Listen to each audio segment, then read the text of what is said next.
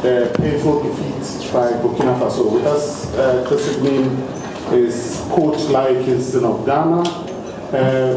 First of all, Coach, what's your take on the result of the game tonight? Very disappointed. We were chasing the 7 years draft, but unfortunately it did not go well. But I will give all the credit to the Burkina Faso. I think their game plan worked perfectly for them. We tried to break them down, but it was very difficult for us. They have a solid back line with 2 holding players, and as soon as they lose the ball, they drop all their wingers down. So they defend with, at least including the goalkeeper 10 players, and we find it difficult to break them down. As you can see, our strength is to play close to the opponent, but unfortunately we were not patient enough in the final third. So I think it did not work for us. But, you know, as a coach, you can't win all. You know, you have to approach game as it comes, and then bring your A game. If it doesn't work, plan B, and then work hard till the 90 minutes, and that's what really happened today. Ce qu'on peut dire aujourd'hui, c'est que quand on voit l'équipe ghanéenne, aujourd'hui, ça n'a pas bien marché pour nous. On a tout joué, mais on doit vraiment dire que l'équipe burkinabèse était excellente ce soir. Et ils ont avoir les journées, ils ont eu les chances. C'est tout, on peut dire. Lady, please, first question. Take the mic. Coach, after your victories in the first 2 games, during the post-match analysis, according to what a lot of Ghanaians are saying, you give too much away when you analyze or when you are answering questions of how you were able to get certain goals or make certain information. Do you feel like you give out more information than you have to when you come here? For me, I don't think it's so. I like to express myself tactically to every question that comes in. For me, before you grow as a person, you have to have competitors around you. So I believe in having a lot of competitors. I believe in provoking opponents by telling them what I want to do, which I've done it previously, like the Serbia group. I did it against Spain. And I can see that in the game, their coach wanted to counter that, but we had a plan B on that. So for me, expressing myself in post-match interview, pre-match interview, for me, I wanted to give more depth in the information I'm giving to people. I don't think that's what caused it. I think we need to give the credit to the Burkina Faso. They had a game plan. I saw them play many games like this. Many opponents like this. They've never considered a goal throughout the tournament, apart from us. You see, so that shows how defensive they are, how solid they are at the back, and we knew this is what is going to happen. But like I said earlier on, we were not patient enough for our breakthroughs to be clear. That's how come we did not create a lot of chances. But we give the credit to our opponents today. Yeah, Coach. Mine is in 2 questions. The first is, I mean, since 2017, we've seen, the Black Star has not been able to make the Under-17 AFCON, and by extension, the Under-17 World Cup. Does that increase the pressure, on our youth team? Because at some point, this youth team used to be, the growing ground of our best talents ever, who used to compete in the highest of competitions. And the second one was looking at the defensive parts of this team. I mean, we've seen the defenders sort of crumble under some pressure from the first game till now. And in this game, it was really, really evident. Communication wasn't so great. I mean, what do you have to say to that? Yes, we've also seen them defending situations very well. Like I said earlier on, football, during the 90 minutes, a lot of things happen. There are moments too that they were caught by, let's say, 3v2s, and they were able to defend the box and then defend the 6-1. The goals, if you look at it, the goals we consider, it is by 2 mistakes from our goalkeeper that you have to play one wide, and then also the second one, the 2 centre backs, they were contradicting, should I go or should I go? And that cost us for these 2 games. But when it comes to against the run of play, we defended the box very, very well. You know, our principles in defending in our half, especially, we need each other to defend it. And you can see at some point that the opponent have the ball in our box, they were trying to shoot. We were very patient and trying to block shots, getting close to them to make mistakes. For me as a technical person, this is what I believe in. I believe in defending the spaces and then blocking shots when you are hit. And I think my team did well on that today. Yes, of course, on the ball, sometimes there are hiccups on the way they play out, but I'm type of person that I don't like to put blames on something. We need a better pitch for us to be fluid in our play. The way we want to play, we need a better pitch. You can see sometimes we want to play and take first touch and then the pitch will get down. So I'm not here to put blames on something. We've lost again. But for me, I don't think we should lose this game because when we're looking at the stats, in terms of controlling the game, winning, only transitions from them, transition will help with it a lot. Apart from we making these 2 mistakes and conceding 2 goals for them. Traduit, s'il vous plaît. Traduit pour tous les press conferences, s'il vous plaît. Ce que je peux dire de l'équipe Burkina, c'est qu'il était très excellent, comme j'avais toujours dit. Mais pour nos équipes aujourd'hui, les erreurs c'était 2. Le premier c'était le gardien. Il a trop sorti de son coin, il a mal joué, où il devrait jouer profondeur, il a gardé le ballon, et aussi nos défendeurs n'ont pas pris les bonnes décisions. Ils ont discuté entre eux qui va aller chercher le ballon et tout.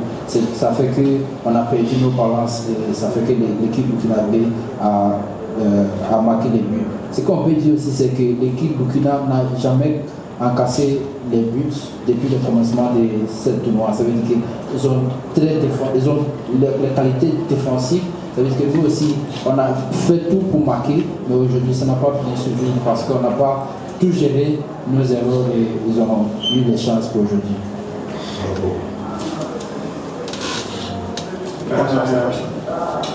Yes, gentleman here. Coach, I've watched your team play a couple of times, especially in this competition.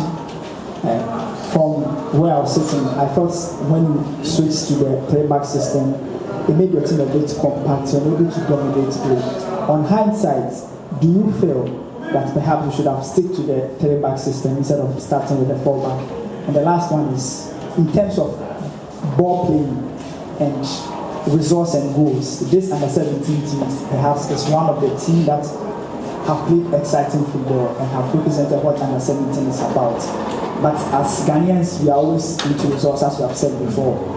This squad have a lot of individual good players. From a tactical point of view, what's next for these young players? What advice would you give, especially to the people at the top, in as much as you are just a coach that you may lose your job today or tomorrow?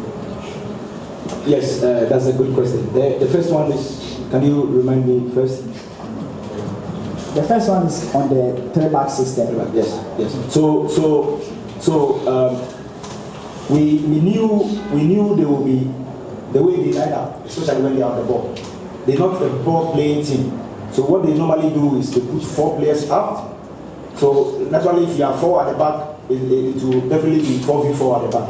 Then they leave 2 players, and then their fullbacks doesn't go at all. So today you can see that they silent Chibano and Nabi. That's our weapon. They silence them because their fullback doesn't go at all. They stay there. So during that period, when second half they started getting the ball, they just launch a long ball, and it becomes, let's say, 4v3 or 4v2 always at the back. That's how come myself and the technical team, we decided to have one more center back again, so that we have the overload with the 5 against 4 at the back. And I agree with you, it worked perfectly. And also we needed 2 holding players so that we can dominate play. When you notice something, we pull a 9 out and then push Kagawa. It's an attacking midfielder as false 9. So that gave us a lot of overload in the center space. That we know that if we find the 9 in our build-up, we always have opportunity to go and punish the backline. But as we came to the 3-back, I agree with you, we had a lot of moments that we control the game better, but we did not create the chances that we needed to create. In terms of the credit goes to them because they are solid at the back. Their fullbacks doesn't go at all. They're tracking the wingers well. So for me, I've lost the game, but I will go home with my head up. And then the second one? The second one is on the future? Yes, and then how good these boys have been. Yes, I agree with you. These boys have done so well. From day one that we got them, from day one that they came to the trials, from day one that we brought them to Pram, start giving them education, educating them. They've done very well. The sleepless night, they waking up midnight. They wake up midnight. All the time they wake up around 4:30, 5 o'clock. We are in class. From there, 6 o'clock we are on the pitch, making sure they are receiving education. So for me, they've done very well. And where we've developed them to, the only thing we can have is encourage them, and they should have that winning mentality, winning mindset that they have to put up in every game. But for me, technically, tactically, they are solid. They understand every moment in the phases of play. They understand it. But the future lies with the FA. The future lies with the FA. And now I know they have a lot of ages from U15, U16s, U17s, U18s, U19s, U20s, 21s, the Olympic team, and then the senior national team. So in total, we have 10 men's teams. So I believe this group of players, from what they've put up, what they showed up, 18 games, they've scored, if I'm not mistaken, about 54 goals. 54 goals, right? Yes. 18 games, 54 goals. They've considered, let me see, maybe 13, 14 goals out of the game. So what does the win need? Yes, I know Ghanaians, we want results, and for me, I'm disappointed that we did not qualify, but I'm not disappointed about our performance. I will go home with my head up because I know these boys are putting work, and they've shown Ghanaians that Ghana football have a future when it comes to the U17. Thank you very much. Translate, and then we go. We have the next match. Before you translate, before you make this translation, I don't like talking about myself. But for once, I will do that. I like talking about my technical team, and I always use we. But this time, I will talk about myself. I know Ghanaians know me as a player. Ghanaians know the work and everything that I gave to this country as a player. I gave my all, and I will continue doing that. I have everything I want to do for this country. I give my all as a player. But at the end, I wasn't happy as a player. I focus more on my coaching career, educate myself well, to make sure I come back and change the narrative. The investment I put in myself, all because I want to change something in Ghana football. And for me, for these 6-7 months, I've given my all.